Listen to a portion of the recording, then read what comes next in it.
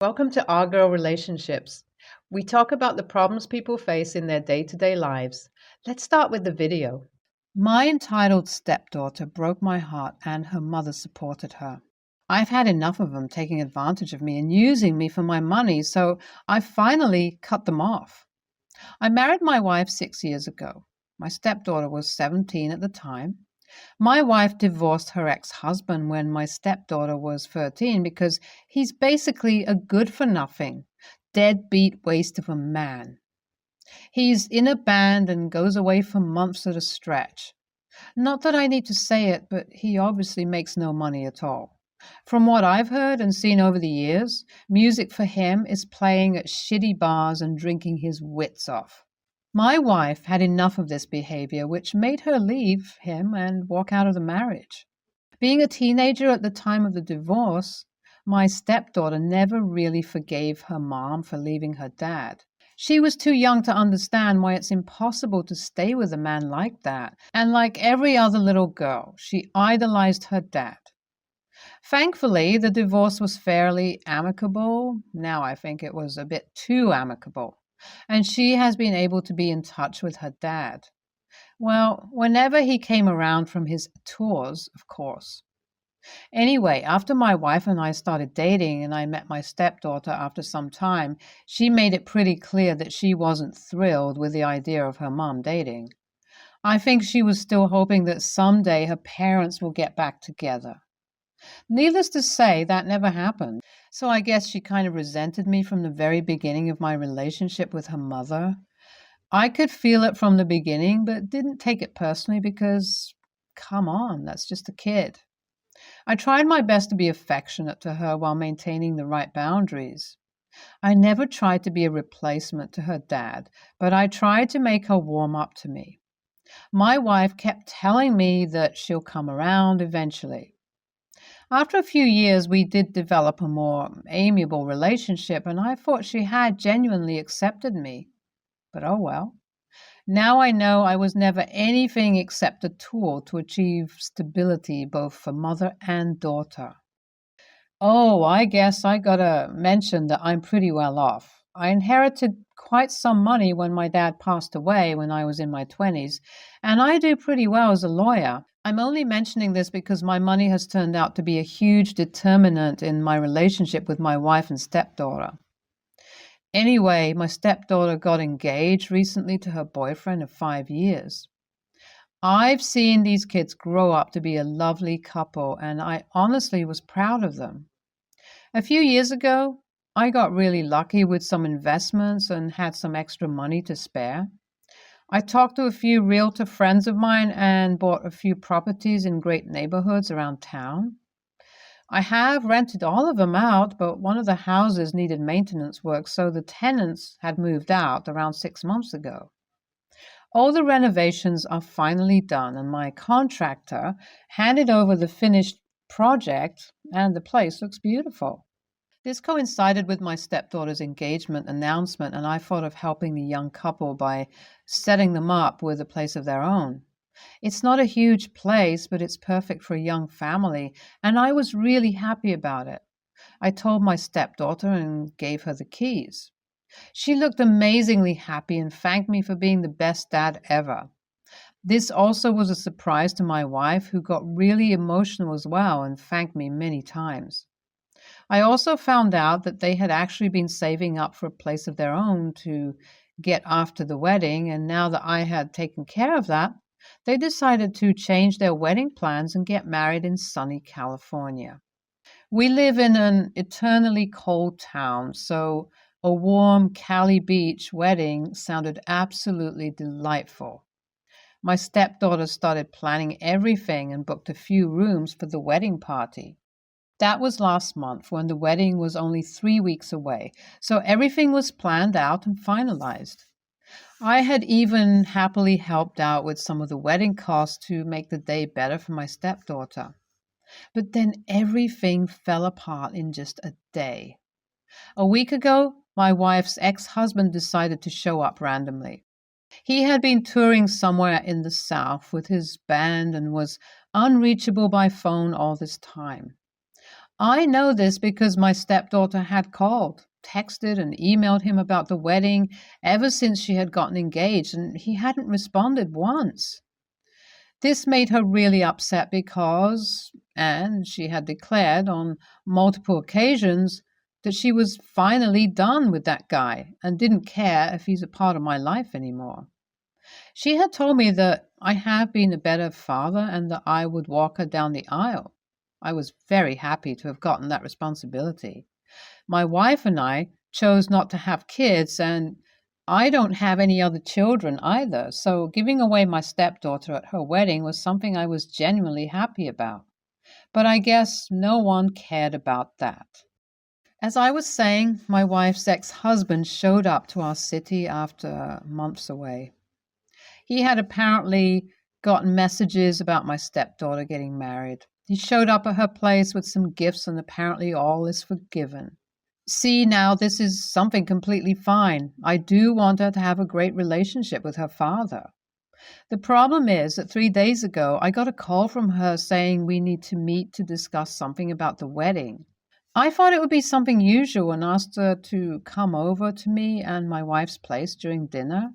She agreed and came over as discussed, but I never would have imagined what she was about to say to me.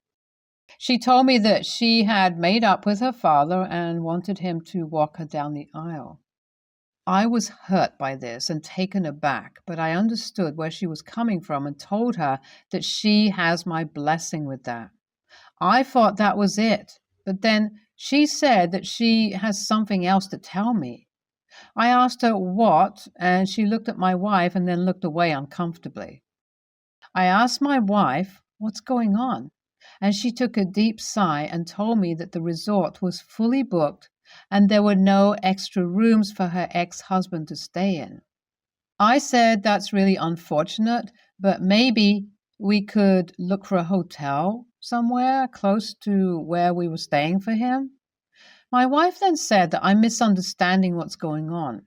She told me that my stepdaughter really wanted him at the wedding, so I had to give up my room to make space for him. She said that as I wasn't walking her down the aisle anyway, so they think it's fine if I'm not in the wedding in the first place, as it would make things less awkward too. I was shocked. I calmly asked my stepdaughter if that's what she wanted, and she said yes. I then asked my wife if she was okay with what was happening, and she also said yes. She told me that she felt bad for how things turned out, but given that our stepdaughter loves her dad a lot, there was no other option. I said, all right then, that's how it will be. We finished having dinner in the most awkward and uncomfortable silence as I have probably ever felt, and then my stepdaughter left.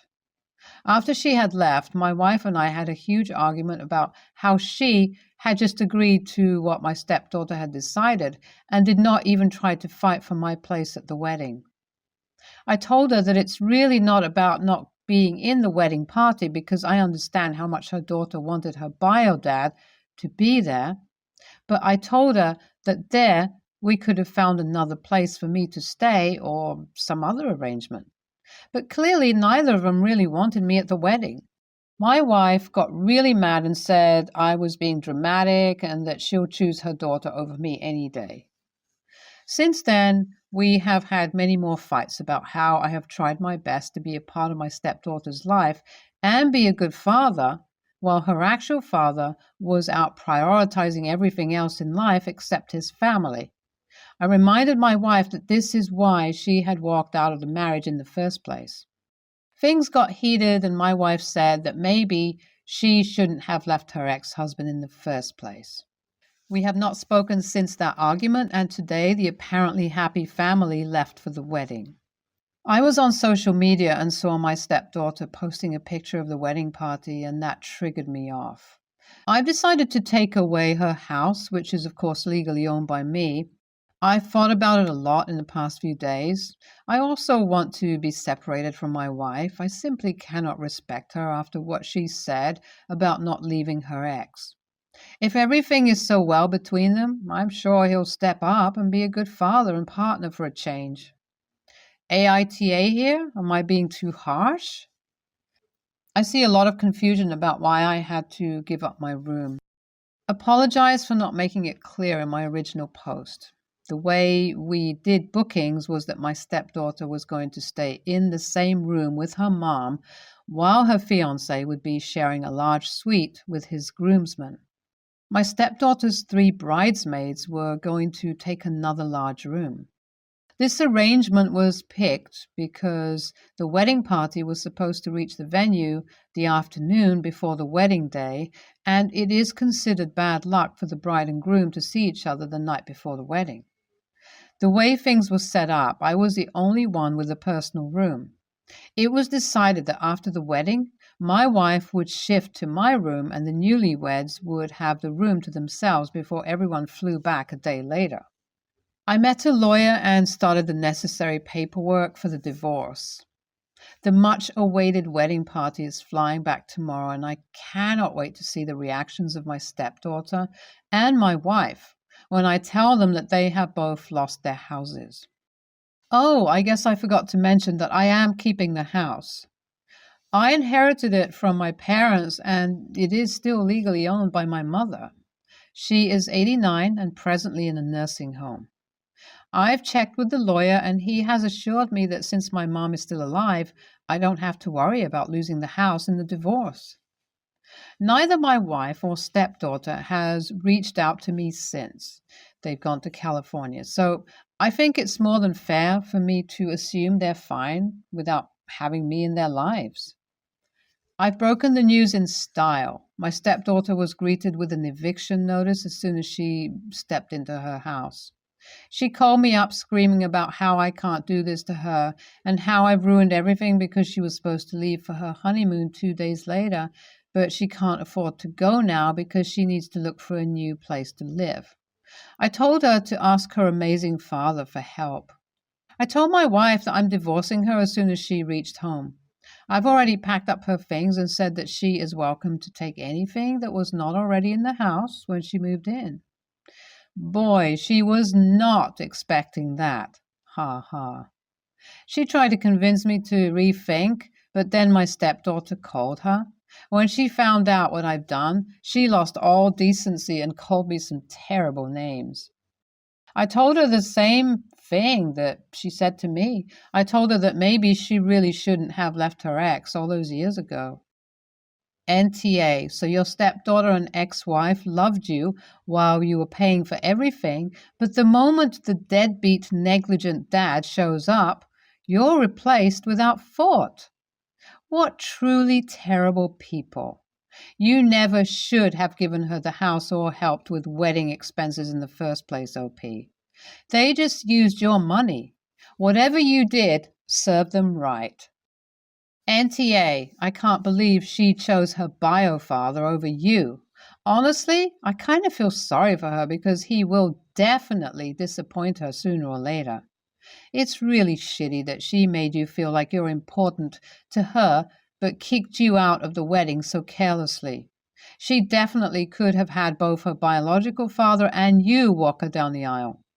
I'm sure the living situation would have been solved somehow, but it's clear that they didn't care enough about you. Glad you kicked those parasites out of your life. Also, I love how you used your ex-wife's own line against her. Good luck with the divorce. I hope it goes smoothly. I, 28, female, have been on keto for the last 2 years. I tried it because I was always feeling bloated and crappy after eating and was struggling to lose weight. Keto really helped with my IBS and other gastro symptoms, and I've lost some weight and am keeping it off. My brother, 25, male, married my sister-in-law, 24, female, last year. Sister-in-law and I have always been cordial, and she's a nice lady, but we haven't gotten close yet. I'm really close to my brother, so I see him often and usually have lunch or dinner together at least once a week. Sister-in-law eats a ton of fast food and pasta and just generally unhealthy stuff, but works out a lot, so manages to stay thin. She doesn't have the most mature palate, but Bro is pretty open-minded and had tried and liked keto food with me. She and my brother know I'm keto, and sister-in-law sometimes makes fun of me for it and tells me I should just eat some pasta a lot and just work out as she does. Usually it's just a few joking sorts of comments every now and then, and she's not rude about it, so I've let it slide. Yesterday, I invited her and her brother to my place for dinner. I asked him and sister-in-law if they had any preferences or ideas for what to have for dinner. My brothers said anything was fine, and they were excited for my cooking. I made a tasty keto meal and tried to make stuff I thought sister-in-law would like too. I did bacon-wrapped sausages as a main, one of my favorites, and then a slide of cauliflower rice with broccoli and bacon. They came over, and my sister-in-law was acting a little strange as I brought out the food and asked jokingly where the bread was, but everything was going fine. We were partway through the meal when my brother asked what everything was. I told them, and my sister-in-law got upset, saying that I tricked them with fake rice and that I was being sneaky and unreasonable and trying to force keto on her. She refused to eat with us after that and ordered some fast food takeout. I was a little offended, and then I suggested to my brother afterwards that maybe we could just do a meal, the two of us, and sister-in-law overheard and accused me of trying to force others to do keto and leaving her out. And why couldn't I just make real rice or pasta like a normal person, and that I should have known better than to make my weird food for other people? I didn't mean to offend my sister-in-law. I guess I should have known and tried to make some carbs, but the food was really tasty and I didn't think I was forcing anyone. So, sanity check here? AITA? NTA. I'm not keto and not interested in being keto, but who serves and requires bready, starchy carbs with every primary meal? I mean, a protein and veggies is a pretty standard dinner around here. I do bread, rice, and pasta with dinner maybe 3 times a week. I think that's pretty normal. My wife lost her mother to cancer 2 years ago. It was horrible and took a toll on everyone, but obviously my wife more than anything. They were very close, pretty much best friends. We knew it was coming and the illness took over our lives, which is to be expected. I also knew my wife would struggle when she finally did pass, so I tried to convince her to go to therapy, but she's refused. We have 2 older children, 13 and 6, and this year she gave birth to our youngest. This is the only grandchild my mother-in-law never got to meet. The whole pregnancy was very bittersweet, and my wife kept saying, I wish Mom was here. I wish Mom could meet him, etc. Again, to be expected. But the issue has come up that even before our son was born, every event went back to her mom. At first, I understood, but in time, it's become like we have this cloud hanging over us, preventing us from fully enjoying happy moments. I've tried talking to my wife about it, gently, but she gets super defensive and refuses to even talk about therapy. Our eldest turned 13 over the weekend. She had spoken to her mom privately and said she'd really like for there to be no talk of her grandmother. She wanted to have a happy celebration and not get sad that her grandmother isn't there. My wife agreed. We went out to dinner. Everything was fine. Towards the end, we had cake. My wife said, It's just so sad that Grandma can't be here. She'd be so proud of who, eldest, has turned out to be. I wish she could be here. Our eldest got mad. She blew out her candles, but didn't speak for the rest of the dinner. When we got home, I spoke to my wife privately and said what she did wasn't fair. I said she could have excused herself if she was that emotional, but she honestly didn't seem to be. I told her that this can't continue to happen. She told me that wasn't fair. I said what isn't fair is this rain cloud she forces over us. She's been off ever since and won't really talk to me or our eldest. She says we're insensitive. AITA? NTA. I'm sorry your wife misses her mom so much, but when her grief is not only preventing her from enjoying every happy family occasion, but making those occasions miserable for the people she's supposed to be there to celebrate, she doesn't get to tell you she doesn't need therapy to find a better way of coping. Or, well, she can, but she doesn't get to be surprised if that leaves her with nothing and no one but her memories of mom. NTA. Part of being a parent is being able to push your things aside for the children when it's needed. It sucks. She lost her mom, but it's never going to not hurt. She needs to realize that everyone knows it's sad she isn't there, and they miss her too. But constantly bringing it up will create an element of resentment in the kids that she doesn't want to create. My mom started buying me a little present on my birthday and at Christmas from my grandparents when they died as a way to remember them. Something like that is a way to have them there and remember them without it being sad.